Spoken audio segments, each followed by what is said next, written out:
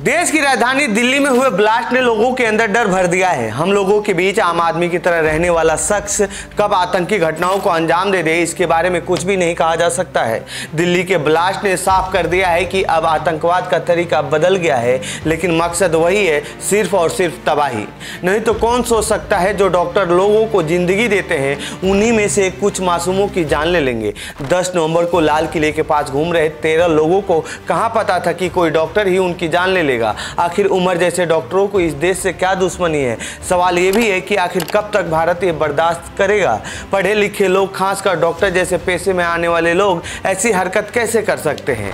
क्या ये आतंक का व्हाइट कॉलर मॉडल है? तो आइए जानते हैं इस रिपोर्ट में फरीदाबाद टेरर मॉडल का खुलासा कैसे हुआ और इस ब्लास्ट को आतंक से क्यों जोड़ा जा रहा है। नमस्कार, मेरा नाम है प्रमोद और आप देख रहे हैं जनसत्ता। व्हाइट कॉलर टेरर का कैसे हुआ खुलासा? दिल्ली में धमाका 10 नवंबर को हुआ, लेकिन इस साजिश की शुरुआत 1 नवंबर से होती है।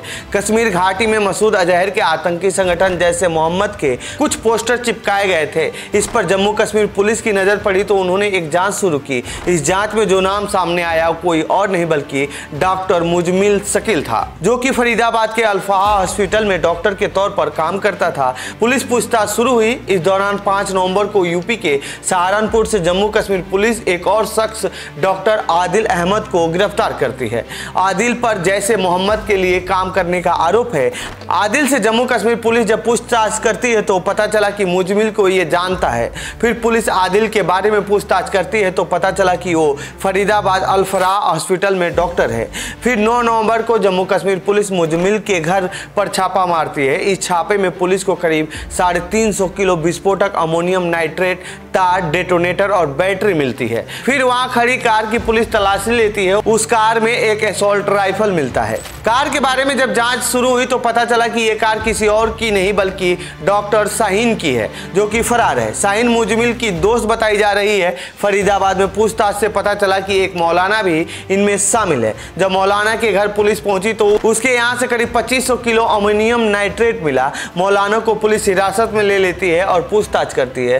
फिर जो नाम पुलिस को पता चला वो नाम था डॉक्टर उमर मोहम्मद का।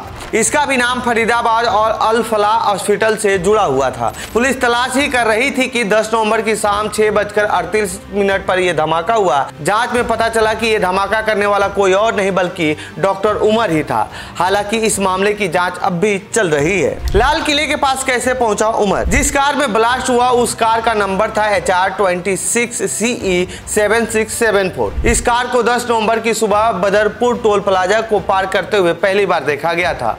फिर करीब 7 घंटे बाद वो लाल किला पार्किंग के सीसीटीवी कैमरे में नजर आया। जब पार्किंग में एंट्री किया उस समय 3:19 हो रहा था। करीब 3 घंटे तक उमर पार्किंग के अंदर कार में बैठा रहा। फिर शाम 6:23 पर पार्किंग से कार लेकर बाहर निकलता है और 6:38 पर यह धमाका होता है। इस धमाके की जांच में पता चला है कि कार की डिक्की में अमोनियम नाइट्रेट और ईंधन से बना हुआ बम था, जिसके फटने की वजह से धमाका हुआ था और इस धमाके में 13 लोगों की जान चली गई। कौन कौन हुआ है गिरफ्तार? अब सवाल ये है कि करीब 8 से 9 घंटे तक दिल्ली की सड़कों पर एक शख्स कार में विस्फोटक भरकर घूमता रहा, लेकिन किसी को कुछ पता नहीं चल सका। इस हमले को लेकर कई तरह की थ्योरी सामने आ रही है। कुछ लोग कह रहे हैं कि मुजमिल के पकड़े जाने की वजह से ऐसा किया है। अब इसका मकसद क्या था, इसकी जानकारी अभी किसी के पास नहीं है। बाकी इसके साथ के लोगों की तलाशी हो रही है। डॉक्टर शाहीन को भी पुलिस ने गिरफ्तार कर लिया है। इसमें से डॉक्टर शाहीन, मुजमिल, मौलाना और डॉक्टर आदिल को गिरफ्तार किया गया है। इसके अलावा आरिफ निसार डार, यासीर उल अशरफ, मकसूद अहमद डार और जमीर अहमद अहंगर को गिरफ्तार किया गया है। अब बात अल फलाह यूनिवर्सिटी की। साल 2015 में अल फलाह यूनिवर्सिटी को यूजीसी से मान्यता मिली थी। ये करीब 70 एकड़ में फैला हुआ है। अल फलाह यूनिवर्सिटी शिक्षा स्वास्थ्य का केंद्र माना जा रहा था, लेकिन अभी आतंक का गढ़ निकला है। जिन 6 लोगों को गिरफ्तार किया गया है, इनमें से ज्यादातर इसी यूनिवर्सिटी से हैं। साल 2019 में यहाँ पर मेडिकल शुरू हुआ था और करीब 40% यहाँ पर कश्मीरी छात्र पढ़ते हैं। ऐसे में ये भी जांच का एक विषय हो सकता है। फिलहाल जांच एजेंसियों ने ब्लास्ट वाली जगह से 40 सैंपल एकत्र कर इसकी जांच कर रही हैं और पूछताछ कर रही हैं, ताकि ये पता लगाया जा सके कि इनका मकसद क्या था। इतने तादाद में विस्फोटक सामग्री का ये लोग क्या करने वाले थे।